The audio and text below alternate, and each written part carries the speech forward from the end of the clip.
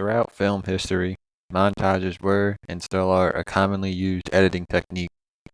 Dating back to their political and experimental time in Russia to their widespread influence on film genres today, montages serve many different purposes. For instance, horror films and sports films are two different genres that use similar montage techniques to fulfill their own respective goals. However, montages are more effective in horror films because they create suspenseful scenes that don't spoil the whole film, while montages in sports films give away parts of the film through a long passage of time. Before I explain why they are more effective in horror films, we need to look back at the Soviet roots of montage. The concept of montage originated in Russia during the early 1900s. In 1917, Vladimir Lenin became the new ruler of Russia and saw how much power he was capable with in regards to filmmaking. In the midst of his political reign, there were three Russian filmmakers that contributed to the origin of montages. The first contributor was Lev Kuleshov. He laid the foundation of creating montages with the Kuleshov effect, an editing technique that intercuts facial expression shots with other images to create an emotional mood. Dziga Vertov, influenced by the Kuleshov effect, used fast editing techniques and multiple camera angles to create newsreels called Kino Pravda, which translates to Cinema Truth. The last, most experimental contributor to montage theory is Sergei Eisenstein. In David Bordwell's article on early Soviet montage, he includes an excerpt of Eisenstein's essay titled Montage of Attractions, that defines attractions as, quote, aggressive moments that guide the spectator into a desired direction or a desired mood, end quote. Together, Vertov, Eisenstein, and Kuleshov's contributions to montage theory are best summed up in David Bordwell's aforementioned article as well. He writes, quote, montage was used to build a narrative by formulating an artificial time or guiding the viewer's attention out of an assemblage of shots which creates an overall meaning that lies in the very fact of juxtaposition, end quote. As a result, the effectiveness of a montage depends on how well it conveys the overall mood and meaning of a scene. Eisenstein put Kuleshov's discoveries to their best use while directing his 1925 film Battleship Potemkin. This peaceful opening is interrupted when a group of soldiers enters the scene, backed by drum beats that sound like a rattle of rifles going off.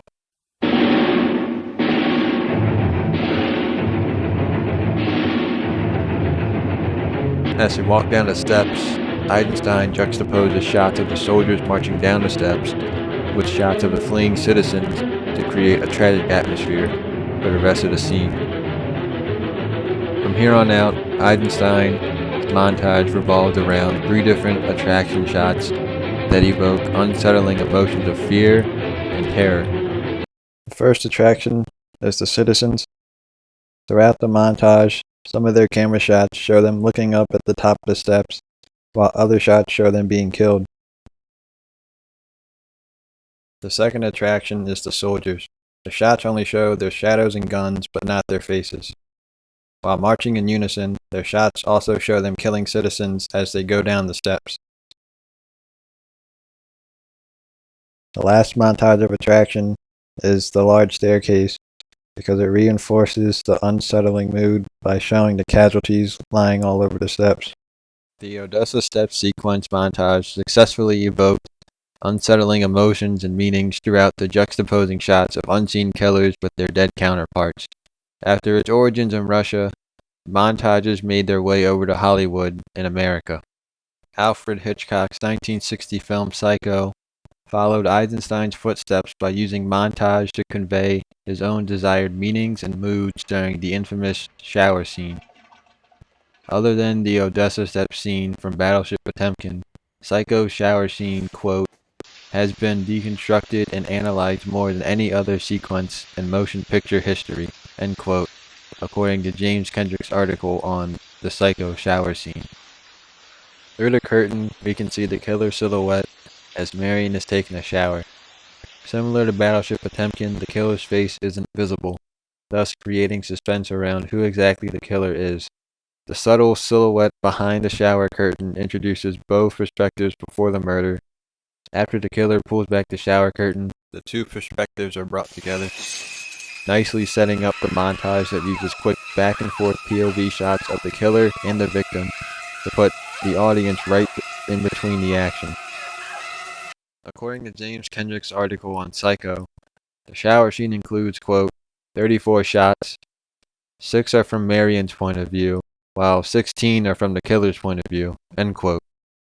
The montage during Psycho's infamous shower scene was successful in eliciting a suspenseful atmosphere for its audience without the mood nor its meaning give too much of the story away. While the Psycho montage achieved this success in roughly 40 seconds, the training montages in the Rocky Balboa series took more time to convey their desired direction and meanings. In the Rocky series, the desired goal in Rocky's training montages are to build him up for his big fights later in the films. Similar to Psycho and Potemkin, Rocky's training montages also incorporate music into their desired goal. Bill Conti's helps set the scene's mood as its upbeat melody plays throughout the training montage and crescendos to its loudest point by the end of it. The montage also builds him up by intercutting shots of him training at several locations such as a train yard, in the gym, and at the Rocky Steps. By using music and a training sequence to show Rocky's transformation from a regular guy to a hard-working fighter, this montage acts as a social commentary on the socio-cultural theme of manhood. In an article about manhood themes in Rocky, Clay Motley writes that, quote, Rocky attempts to define true manhood, proving its audience with the confidence that, like Rocky, American men can fight back and succeed too, both personally and nationally.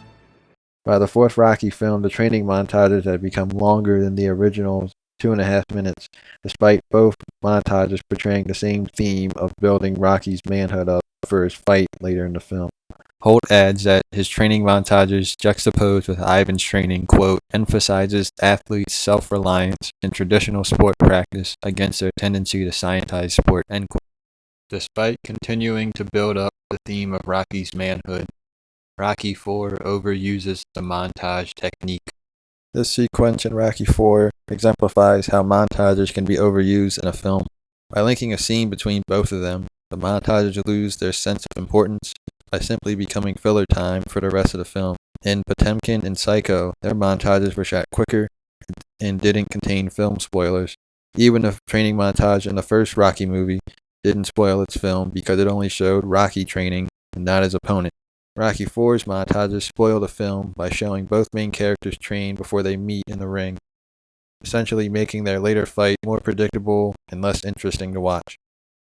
Nonetheless, Rocky's training montages effectively build him up by juxtaposing shots of him training with long images in the background, such as chopping a tree down in a forest and running outside while a train runs above him through the city. These montages reinforce the manhood of one Rocky Balboa. Overall, the montage during the Odessa Step sequence and Battleship Potemkin set the bar for montage editing. Both horror and sports montages aim to create a narrative with a certain mood and/or meaning behind it. However, horror film montages are more efficient in achieving these goals through quality over quantity. Psycho's shower montage constantly kept the audience engaged with the story through juxtaposing rapid back-and-forth POV shots together in only 40 seconds without spoiling parts of the film's plot. The Rocky training montages are less efficient than Psycho's montage because their goals are shaped around the socio-cultural sport theme of manhood. The training montages achieve their goal through juxtaposing indoor and outdoor shots of Rocky building up his physique for his later fights. These aren't bad goals by any stretch, because each montage has different intentions behind them. However, the Rocky films rely too much on montage and overuse them to reinforce the same message. As a result, Rocky montages became a redundant and lazy way to fill movie time before the film's final fight. Although both are influenced by Soviet montage, horror montages are more effective than sports montages in directing the audience's attention while they watch the film. Score 1 for the slashers.